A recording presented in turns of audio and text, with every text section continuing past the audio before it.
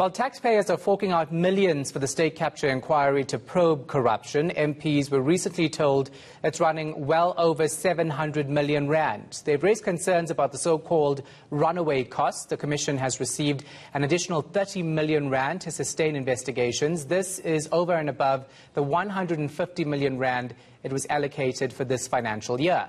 Let's find out why it costs so much. I'm joined by Lawson Naidoo from the Council for the Advancement of the South African Constitution. Lawson, you definitely can't put a price tag when it comes to seeking justice with regards to corruption in the state, but this bill is running into 700 million and more.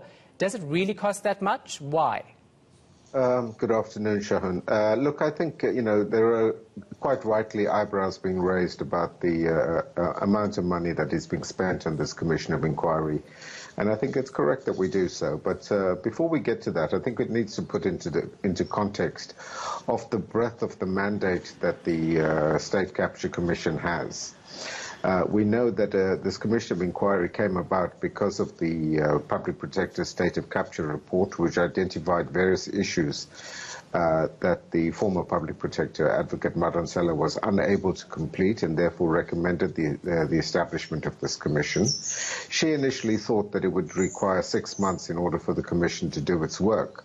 But what then happened was the terms of reference of this commission were very vastly expanded to include issues like all state contracts, at national, provincial and local government level with private sector contractors. And that's really, incredibly broad. So we need to look at it from that perspective. And because of trying to discharge that mandate, the Commission has had to put in place a very extensive legal and investigations team, comprising many people. And if you look at the figures of expenditure for the Commission, we see that of that over 700 million that has been spent already, almost $500 million of that, 495 million, has been spent on legal experts and on investigators. So that's really where the bulk of the legwork is being done.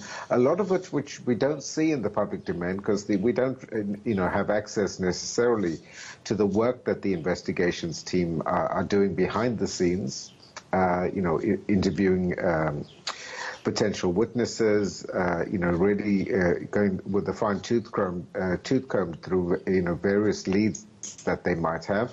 And that's painstaking work which requires a lot of time and effort. So I think if we take all of that into account, yes, it's a very large figure. But I think it's not. We're not really able to say whether it's money well spent or not as yet. As I've said before, this is something that really will only, will be able to offer a view upon once we've seen the final report of the Zondo Commission sometime next year, and really then be able to determine whether this money was well spent or not. I mean, should we wait, though? Because can we not tell if this is inflated? Because I see one story where the Department of Justice is quoted as saying there's a team of investigators, they're using very expensive equipment, and they spend about 18 million rand a month on people and on IT.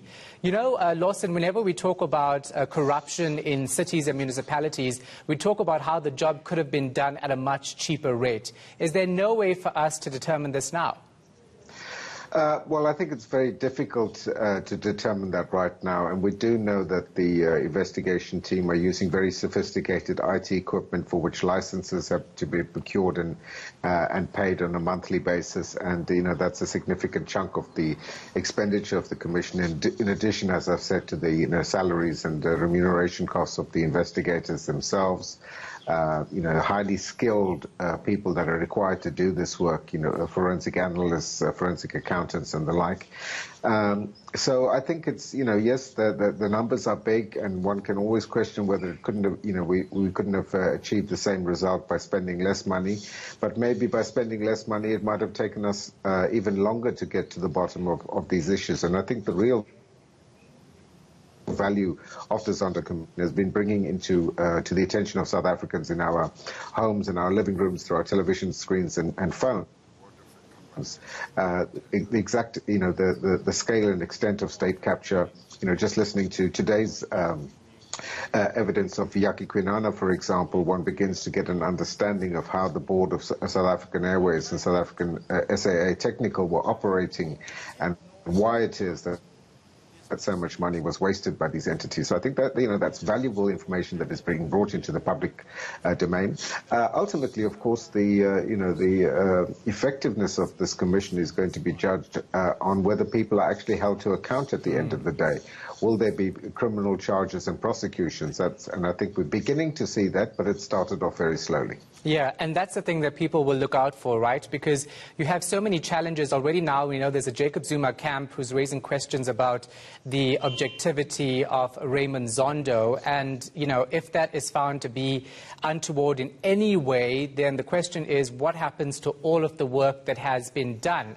There's no way we can afford to see this commission fall through in any way. So then, going forward, what should we expect from the results of this state capture inquiry? Next year after March, when it's supposed to have been over, do you think we would get sufficient evidence to see people behind bars ultimately? Well, I think there's two parts to that question. What will the Deputy Chief Justice be able to achieve by the time he issues his report by the end of March next year? That's a lot of that is going to depend essentially on the witnesses that he's going to hear in the next 6 weeks or so, because he said he's hoping to wrap up oral testimony from witnesses before the end of this year. We're already at the beginning of November, which would then give him 3 months in which to prepare and write up his report. At the end of that process and what comes out of the report, which may well be recommendations of prosecutions of certain people on certain charges, and that's something that will then have to be taken up by the National Prosecuting Authority and the Investigating Directorate within it. And, we may well only see those prosecutions in the next year or so because we know how slowly these things move. But I think it is encouraging that we have started to see some of those prosecutions already. And I think the other part of the task of the Deputy Chief Justice that we should not lose sight of, it's not just about focusing on individuals. We know that state capture was a systematic weakening of state institutions. And I'm interested in seeing recommendations that the Deputy Chief Justice might make with regards to strengthening the institutional capacity, independence and integrity of key state institutions, particularly those in the criminal justice sector. All right. Thank you so much for your insight. Appreciate it. Lawson Naidoo from the Council for the Advancement of the South African Constitution. Still